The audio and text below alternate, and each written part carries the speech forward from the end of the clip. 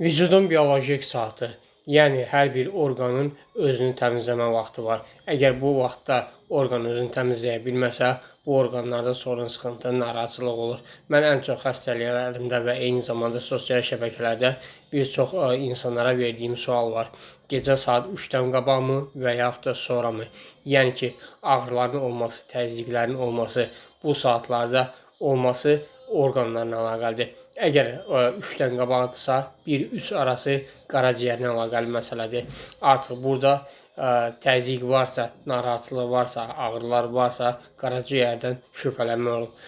Əldən üzdən isə baxaraq, digər əlamətlərdən, yəni ki, baxaraq qaraciyərdə hansı sorun, sıxıntılar, narahatçılıq var, onları da təyin etmək mümkündür. Ümumiyyətlə, bütün orqanlarda biolojik saat vasitəsilə təyin etmək mümkündür. Çox təəssüflər olsun ki, bugünkü latin tibbi bu biolojik saatı göz ardı edir və bunu çox istifadə edirəm və faydalarını da görürəm. Sağlam yaşamaq hər bir insanın öz əlindədir.